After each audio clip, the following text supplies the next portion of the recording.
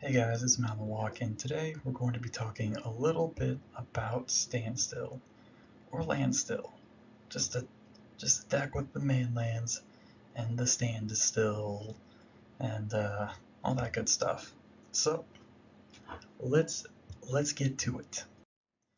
All right, so this is basically one of the top tier decks in Premodern. It's basically a traditional blue-white control.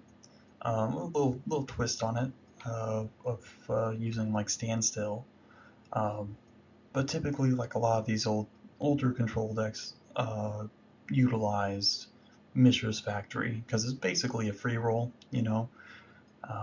whether it's like mono blue or blue white or blue black or something like that. Um, and so it's pretty much what you would expect. Nothing too wonky. Plays some Standstill flavored stuff, like so you got stuff like Wasteland or whatever. Dust Bowl could be played too. Dust Bowl is obviously pretty good in control decks. Um, and you got the Manlands, Fairy Conclave in addition, and then you got Decree of Justice, stuff like that, which plays pretty well with Standstill. But everything else is like what you would expect from a blue-white control deck. So you can pretty much answer most permanents, any permanent or spell. And so that's obviously very useful. So you're not like just stone cold if they play an artifact or whatever that gets you. You can always disenchant it or something. So that's again pretty nice for a control deck, just to be able to not really have any sort of chinks in the armor, so to speak. Um, and Factory is actually really good here too, because creatures were worse back then, and Mistress Factory was pretty strong. More or less basically a 3/3 blocker, which is great. So it can pretty much block anything. So it takes oftentimes multiple cards to deal with it. So that's pretty sweet. That's pretty good. So Factory's really good here. Maybe not as good as it is like a 93, 94, where it feels like the best like the best creature in the format sometimes. Um, but it's good here. Obviously, it's not like impervious because you have Wasteland or whatever to deal with it. And obviously there's a lot of really good removal, but it's pretty strong. So it's pretty good in combat, and it's pretty resilient. It dodges all your Wrath of Gods, of course, being a big thing too. So that's pretty nice. And so this is really the deck you really want to make sure you can beat if you're thinking about control decks. It doesn't have any really super obvious like weak points, um, but that's okay. That's okay. Or well, I guess that's good for us, huh? Since we want to be the sweet impervious slow juggernaut control deck. So that's the way to do it. Okay, so here's a list. Nothing's gonna look weird here. Um, like I said, Wasteland you can play like a Dust Bowl in addition, or instead of a Wasteland, or whatever. Um, all this stuff looks pretty much what you would expect. Um, Decree, yeah, that's probably the best win condition when late game, because you can just cycle it for a bunch, or you can hard cast the thing. Super late game, get a couple angels. Um, Standstill, Fact Fiction, Impulse, again for drawing cards. Impulse playing the role of what you would normally have Brainstorm, but Impulse is good here too. No biggie. Doesn't don't even need a shuffle effect to make this one good. I like Absorb. Most of the Standstill, Landstill decks tend to play the Absorb. I think it's good. I like having the extra life gain. It's pretty useful.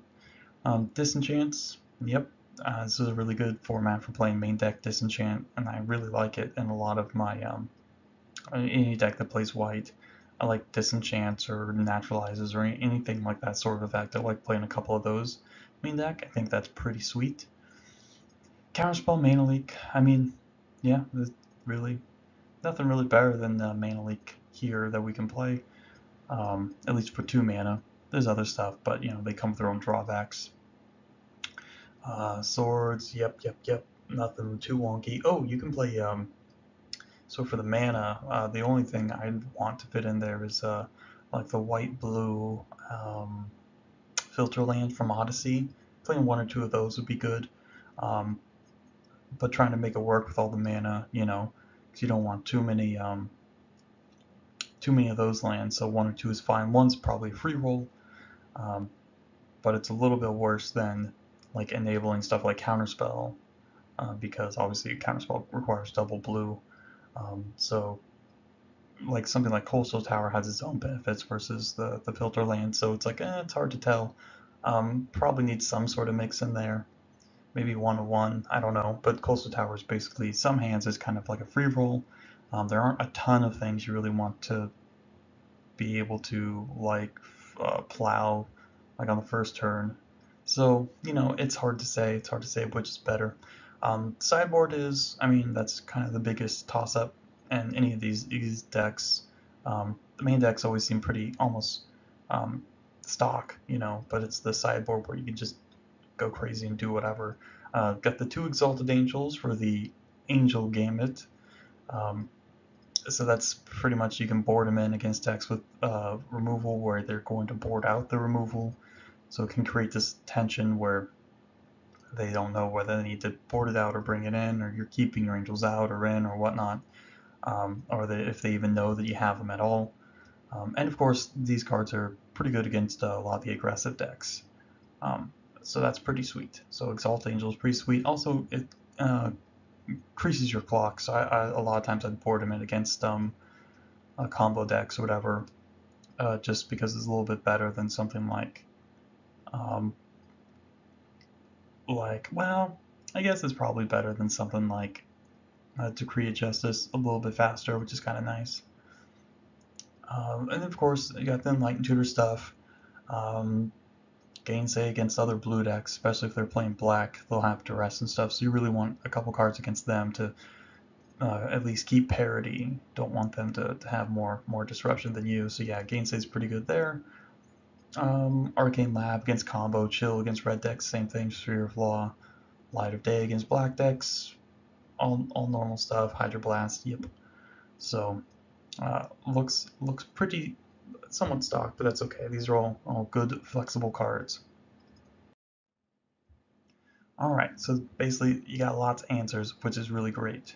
Unfortunately, though, comes at a cost because your deck is real slow. I mean, real slow. like, I mean, glacial is perhaps the best way to put it.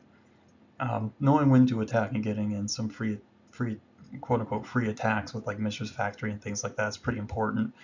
Knowing when you can go on the offense or whatever, speed you up a little bit, and so that's pretty important.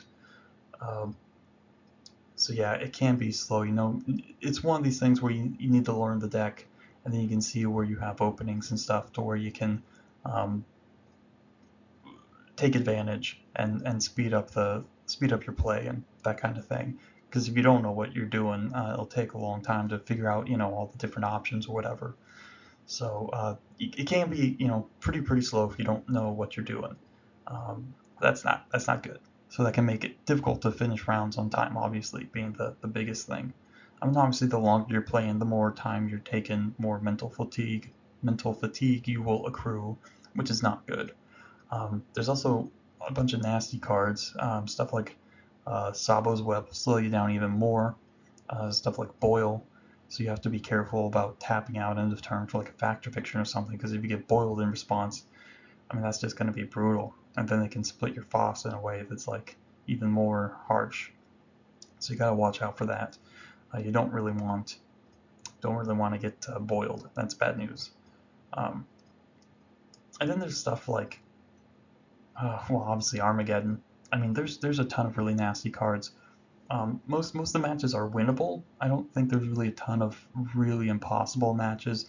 Goblins is pretty tough because they can, you know, go card for card with you, and then obviously they have they can get their guys can get haste, um, so it can, you know, make your sorcery speed removal pretty awkward. Um, so that can be a problem. They can also have stuff like waste and port, which is good against your main lands. So if you're like, oh, I'll use my Mishra's Factory to block a Goblin Lackey, that can obviously not end up working. Um, so yeah, that can be a big problem. Um, but I mean, and the decks are, it's sort of similar to how it was in Legacy. except you don't have Brainstorm or Force, but they also don't have Aether Vial, and they typically can't play Wasteland and Port. So, I mean, you're both a little bit hamstrung in that respect, but typically Goblins has been pretty good against the land still style decks. So that can be an issue. That can be an issue. You don't really want to board too many cards just for one deck, because it doesn't seem to be seeing a ton of play. So just your typical stuff like Hydroblast and Chill should be okay. At least help fix it up a little bit. But a lot of the other matches don't feel like they're impossible. So that's obviously very good. And yeah, unfortunately, everyone knows what you're playing. The deck list doesn't really have a lot of flex slots, so there's not really a lot of room for that stuff. Sometimes people play Dismantling Blow instead of Disenchant. I prefer just the cleaner version. Dismantling Blow is good too, obviously, because you can get extra cards, which is really nice. Especially when, late game when mana's not an issue. So against control decks and stuff, Dismantling Blow is probably a little bit better than the regular Disenchant. And you can play around like a lot with the sideboard. You can, stuff like Null Rod and Cursed Totem. Humility is a good one too, against something like, say, Reanimator, because that'll just shut down everything that they're doing. I mean, obviously you have Tormod's Crypt against them as well, but yeah, as a big lock, Humility is pretty hard for them to beat. More or less impossible unless they have like a bounce spell or something. So yeah, that's unfortunate, but unfortunate for them, I should say. But yeah, so there's a lot of stuff you can do with the sideboard, which is nice. But yeah, the main deck is mostly fixed, and that also means that pretty much everyone knows what you're playing. So that can something to keep in mind. Something to keep in mind. So yeah, but yeah, this is Standstill. There's not a lot to say about this deck. I mean, a typical blue-white control deck that plays main lands in Standstill. I mean, if you never played against Standstill, it's harder to play against than to play with, because you play it like when you have like turn 2, you're like, okay, I have a Mishra's Factory and Island, I'll play Standstill, and so basically it's all upon them to sort of deal with it. So that's the hard part of playing with Standstill, is against it, not really with it. Playing with it's pretty easy. And so yeah, and yeah, I mean, not a lot of different wrinkles, just blue-white control deck, just one for one of them. Cast off when it's safe, and then cycle a big decree under a standstill or something, or just hard cast it late game or whatever. Pretty easy stuff, nothing too difficult. But yeah, so that's pretty much it. I mean, there's not a lot to say about this kind of deck, and I don't know, I like it. It's a pretty fun deck if you like, countering stuff and having long drawn out games. That's always pretty fun. So that's pretty much it for today, guys. So thanks for stopping by, and have a great day.